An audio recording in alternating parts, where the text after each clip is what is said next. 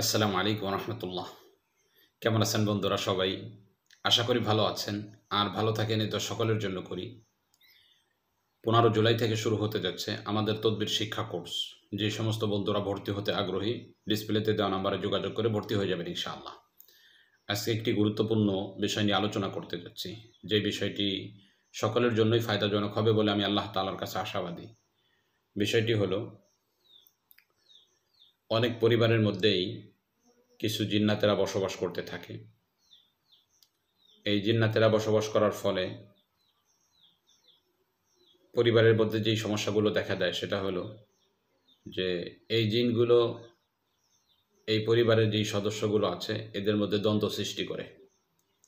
যেমন ভাই ভাইয়ের মধ্যে দ্বন্দ্ব সৃষ্টি করে, যার ফলে এক ভাই আরেক ভাইকে দেখতে পায় না, এবং স্ত্রী স্বামীর মধ্যে দ্বন্দ্ব সৃষ্টি করে, যার ফলে স্বামী স্ত্রীর মধ্যে ভালো সম্পর্ক যাচ্ছে না, এমন পেরেশানি ডিভোর্সের পর্যায়ে চলে যাবে, এরূপ একটা অবস্থা হতে থাকে।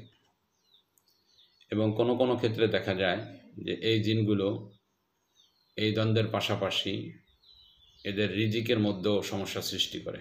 যখন এদের মধ্যে এই দ্বন্দ্বগুলো সৃষ্টি হয়, ধীরে ধীরে তাদের রিজিকের মধ্যে সংকীর্ণ আসা শুরু হয়। এই কাজগুলো করার জন্য কিছু নির্দিষ্ট জিন্নাত রয়েছে, যে জিন্নাতগুলো বাড়িতে অবস্থান করলেই ধীরে ধীরে এই সমস্যাগুলো দেখা দেয়। অর্থাৎ পরিবারের লোকেরা কোনো বরকতি পায় না। আবার কখনো কখনো এই জিনগুলো বাড়িতে অবস্থান করে অনেক রোগীকেই দেখা দেয়।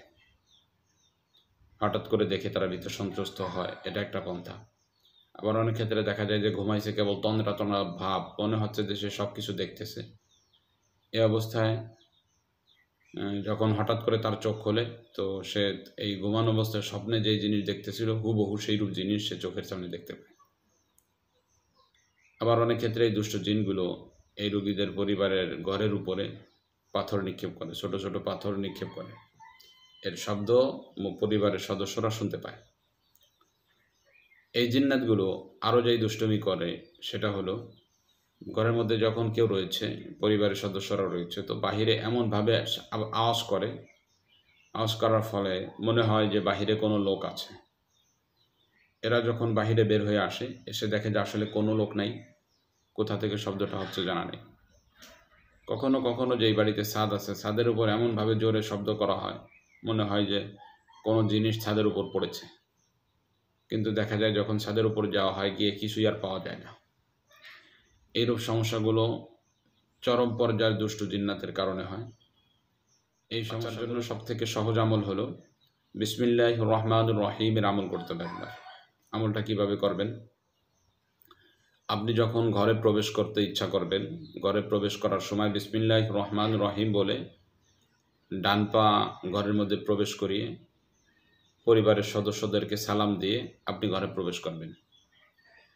এই আমলটা যদি চলমান ধীরে ধীরে চালাইতে থাকেন, তাহলে আশা করা যায় আপনার এই ঘরের সমস্যাগুলো ধীরে ধীরে চলে যাবে ইনশাআল্লাহ। এর সাথে আর যেই কাজগুলো করতে পারেন, দৈনন্দিন আপনার পরিবারে কিছু না কিছু অংশ হলেও কোরআন তেলাওয়াত চালু করেন। এর সাথে সাথে আর যেই কাজগুলো করবেন, যদি আপনার ঘরে কোনো মূর্তি বা প্রাণী বা টিভি থাকে, এগুলোকে বন্ধ করে প্রাণীর ছবিগুলোকে বাইরে ফেলে দেন। এই কাজগুলো যদি একসাথে সমন্বয় ঘটাইতে পারেন, বিশেষ করে বিসমিল্লাহির রহমানির রহিম পাঠ করে ডান পা ঘরে প্রবেশ করিয়ে পরিবারের সদস্যদেরকে সালাম দিয়ে ঘরে প্রবেশ করা, এই আমলটা যদি আপনি চালু রাখেন, ইনশাআল্লাহ আমি আল্লাহ তাআলার কাছে আশাবাদী আপনার এই সমস্যাগুলো দূর হয়ে যাবে ইনশাআল্লাহ। এই আমলটি আছে সাইফে বিসমিল্লাহ নামক কিতাবের 45 এবং 46 নম্বর পৃষ্ঠার মধ্যে দীর্ঘ আলোচনা করা হয়েছে। হয়তো যদি কেউ দেখে নিতে চান, ওই স্থান থেকেও দেখে নিতে পারেন। আজকে পর্যন্তই, দেখা হবে অন্য কোনো দিন অন্য কোনো বিষয় নিয়ে। আসসালামু আলাইকুম রহমতুল্লাহ।